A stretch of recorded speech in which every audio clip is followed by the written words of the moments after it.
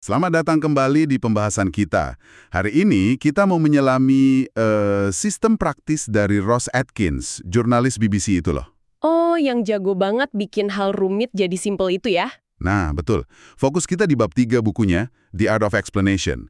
Spesifiknya soal sistem penjelasan 7 langkahnya. Oke, 7 langkah kedengarannya sistematis banget. Ya, tujuannya sih biar kita semua punya, semacam kerangka kerja gitu. Biar bisa bikin penjelasan yang jernih, yang ngena, nggak peduli situasinya apa. Masuk akal. Apalagi sekarang informasi banyak banget ya. Kalau nggak ada struktur, bisa-bisa malah bikin bingung yang denger. Setuju. Jadi, yuk kita bedah bareng-bareng. Siap. Sistem ini bagusnya tuh nggak kaku ya. Bisa diadaptasi. Mau buat siapin rapat, nulis email, atau ya sekedar ngobrol biar lebih jelas aja. Jadi bukan cuma teori doang ya? Bukan, ini lebih ke proses. Gimana ngubah info mentah jadi pemahaman buat audiens. Buat Anda, para pembelajar, ini bisa jadi cara cepat kuasai topik baru, atau ya lebih pede aja nyampain ide. Oke, menarik. Kita mulai dari langkah pertama kalau gitu.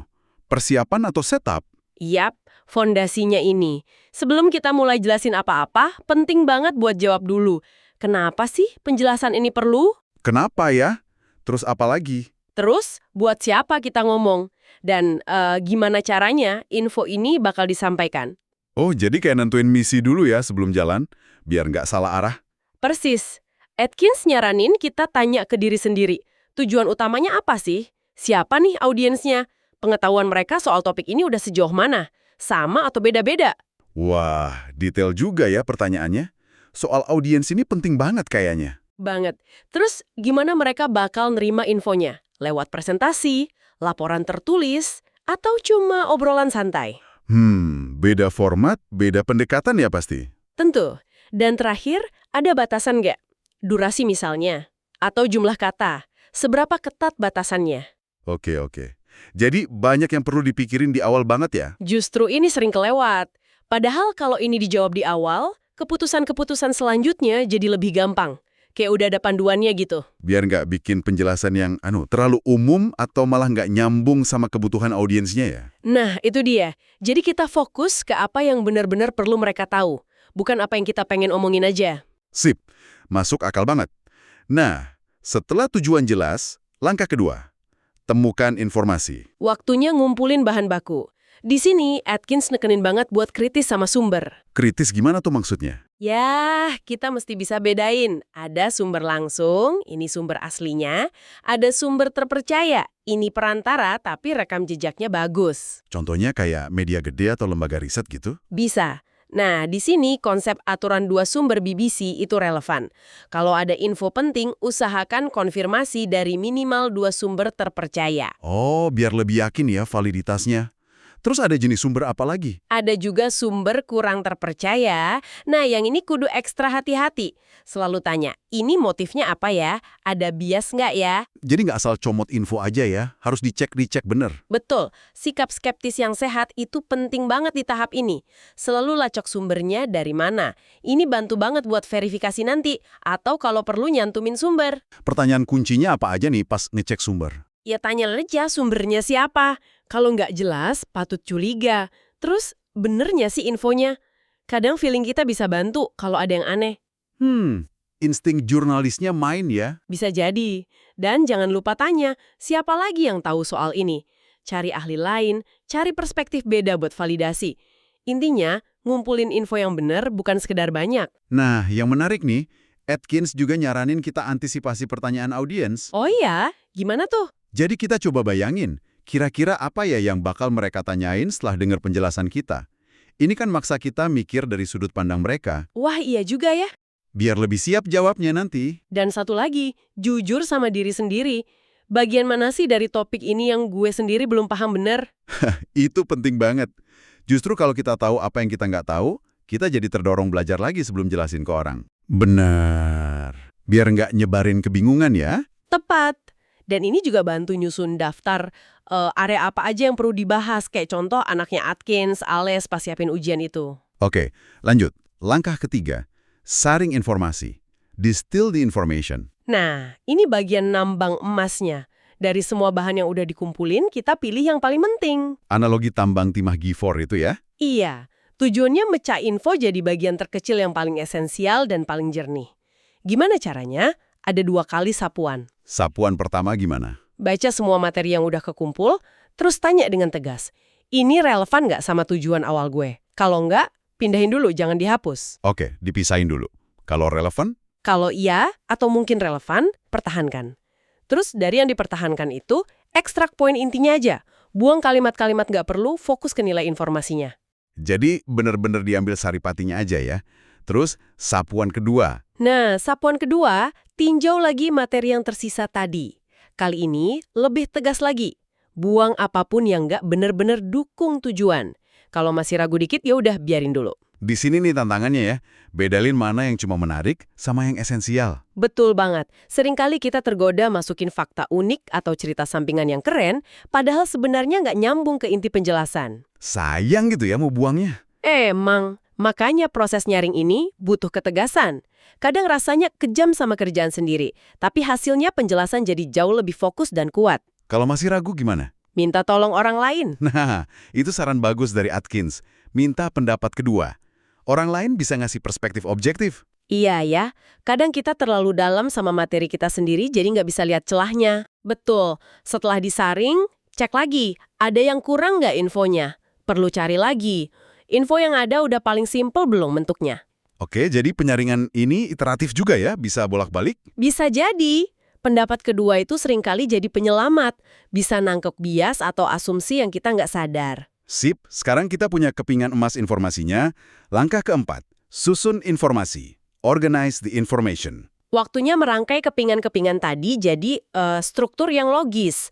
Atkins nyebutnya ngidentifikasi untayan atau tema utama. Untayan? Maksudnya gimana? Ya, kelompokkan info-info yang udah disaring tadi berdasarkan tema-temanya.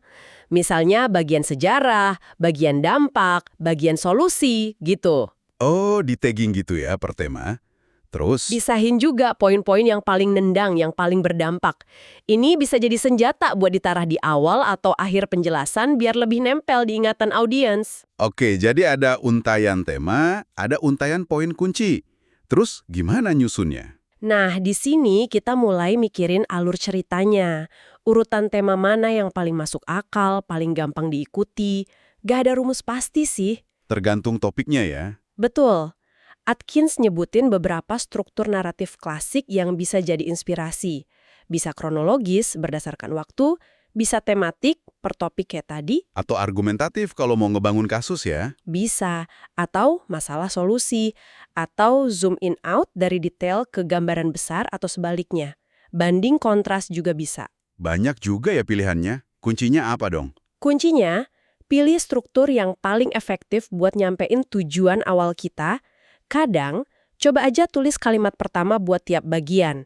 Itu bisa bantu nemuin alur yang pas. Oke, jadi prosesnya, tentuin alur cerita, masukin info ke tema yang pas, susun info di dalam tiap tema secara logis, atur penempatan poin kunci. Gitu ya? Kurang lebih gitu. Nah, kalau mau pakai visual, kayak slide presentasi misalnya, Oh iya, visual. Gimana tuh aturannya? pastiin visualnya itu benar-benar dukung poin yang lagi disampaikan. Jangan cuma jadi wallpaper biar kelihatan keren aja. Haha, sering tuh lihat slide isinya gambar nggak nyambung. Nah itu dia, visual itu pelengkap, bukan pengganti penjelasan. Dan saran Atkins, mending banyak slide simple daripada satu slide yang ruwet penuh teks atau gambar. Oke, dicatat. Setelah disusun, cek lagi ya strukturnya. Wajib. Balik lagi ke pertanyaan dasar. Udah jelas belum strukturnya? Alurnya logis? Ngebantu capai tujuan awal nggak? Jangan sampai strukturnya malah bikin puyeng. Sip. Masuk ke langkah kelima. Hubungkan informasi. Link the information. Nah, ini tahap menjahit. Semua untayan tadi disambungin jadi satu narasi yang utuh dan mengalir. Mulai nulis draftnya di sini ya. Atau kalau lisan, mulai latihan ngomong. Bisa dua-duanya. Mau coba tulis draft kasar dulu boleh. Mau langsung coba ucapin alurnya juga bagus. Yang penting, di tahap ini kita terus-terusan tanya ke diri sendiri. Tanya apa aja.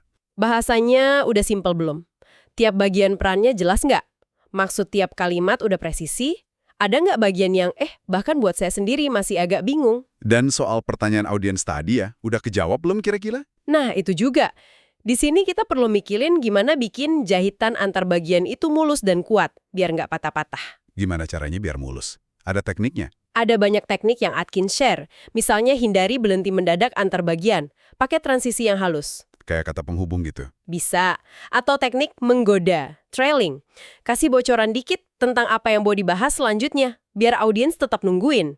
Frasa penghubung pendek juga penting buat nyambungin ide. Ada lagi? Ada istilah back annals. Ini istilah TV sih sebenarnya.